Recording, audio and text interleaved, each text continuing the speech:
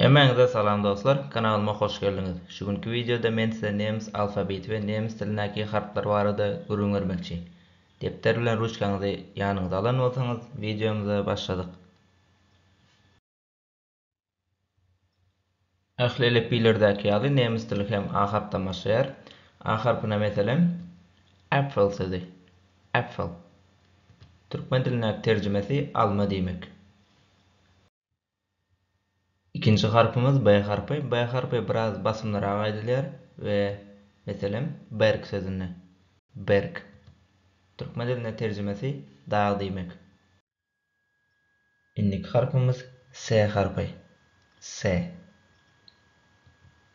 S harfi sözlemiň başynda gelen wagty K diýip okalýar, sözlemiň ortasynda bolsa ýene de S diýip okanmaga dowam edýär. Meselem kompýuter. İndik harfımız bolsa T harfi. T harfi biraz basımlara aýdylýar we meselem tanke. Tanke. Terjimesi bolsa sag bol diýmek.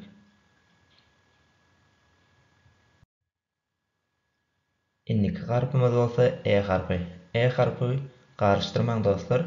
İnglis dilinde i diýip okalsa-da, nemis dilinde e diýip okalýar. Sözlemiň ortasynda da we hem de başynda da. Meselem esen. Esen. İýmek diýen terjimesi bar. Indiki harfymyz F harfi. F. Söz meselem fenster. Pencere ya da ayna diýen manysy bar. Indiki harfymyza gelelim. G harfi. G. Şunu hem garşdyrmaly däl, İnglis dilinde G diýip okalsa-da, nemis dilinde G diýip okalýar. Meselem kabel. Kabel. Vilka diýen terjimesi bar. H harfi. H. Söz meselemi Jose. Jose. Çalbar balık diýen terjimesi bar. Indiki harfymyz bolsa I harfi. I. I harfyna meselem getireli. İnternet.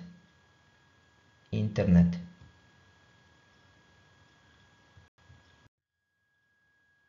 Bu harfymyz bolsa yot. Garşdyrmaly däl dostlar, yot. Sebäbi türkmen dilinde hem İnglis dilinde bu harflary J diýip okalýar, emma nemis dilinde yot. Söz meselem yakke. Yakke. Pence kostyum diýen terjimesi bar. Indiki harfymyz bolsa K harfi. K harfi biraz basımlara aýdylýar. Meselem ketze. Ketze. Pişecek ya da pişik diýen sözüň terjimesidir. L harfi. Lampe. Lampe. Çıra diýen terjimesi bar. M harfi. M harfine meselem getireli. Müte. Müte.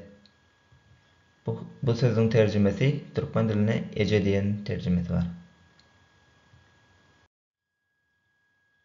N harfi. N.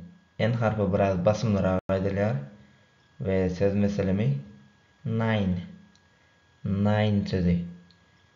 Ve onun terjimesi türkmen diline ýok diýen manysy bar. Indiki harfymyz bolsa O harfi. O harfi. Oňa meselem obst. Obst. Muňa miwelere degişleý. Meselem üzüm, kiwi we şuňa benzeş. Ondan soň harfymyz bolsa P harfi. P harfine meselem problem. Problem. Şunu diýäli, mesele. Indiki harfymyz bolsa Q harfi. Q harfi biraz basımlara aýdylýar. Meselem kualitet. Kualitet. Kualitet sözüň terjimesi hil diýmek. Ýokary hil diýmek. İnnik harfimiz olsa R harfi. R harfine mesela rot. Rot sözünün Türkmençesi olsa kızıl renk. Bu harfimiz S harfi. S harfine mesela salat sözü. Salat. Ve şiirde size bir zat belli geçmekçi. Nemis diline S, C ve H harfleri koşulup Ş sesini emele getiriyor. Ş harfine mesela şinel. Görüşümüz ýaly 3 harf birleşip bir sesi emele getiripdir. Şinel diýmeň terjimesi tijenmek, çatlaşmak manysynda. T harfi meselem getireli tiş. Stol diýen sözüň terjimesidir. U harfi urlaub.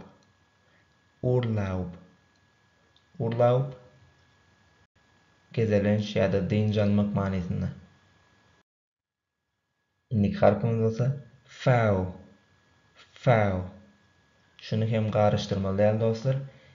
Vi ingliz diline vi diýip okalsa da nemis diline fau diýler.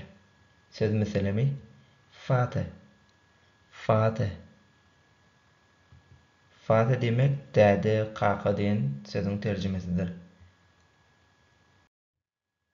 Ve. Ve. Meselem getireli. Wasser. Wasser. Su. İçen su mu? Nemisçesi wasser. X. X harfi köplenç sözlemiň ortasyna ýa-da soňuna gelýär. Söz meselemi boxen. Boxen.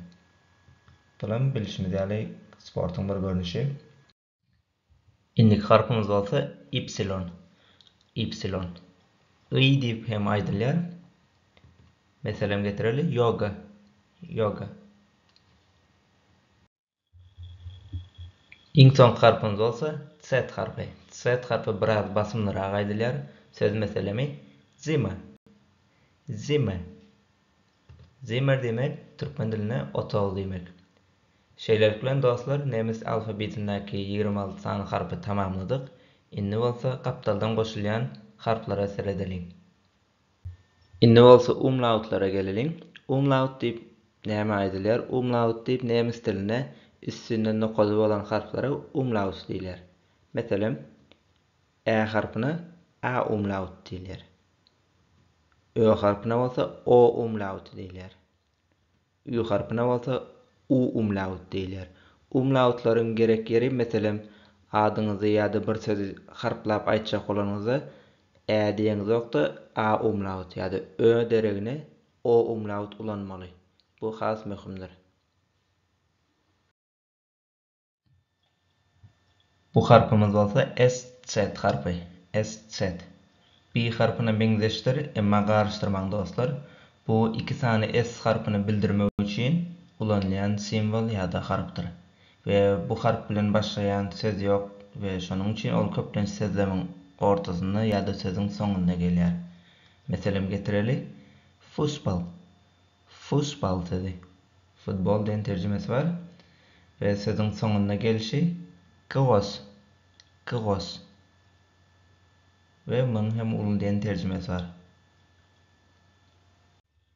Şeýlelikle dostlar nemis alfabetini öwrenip gutardyk. Videom peýdaly bolandyr diýip umyd edýän we size kiçiräjik ýumyş tesbirlerde eje, däde, su, otog we dynjalmak sözleriniň nemisçesini aşagda ýazyň.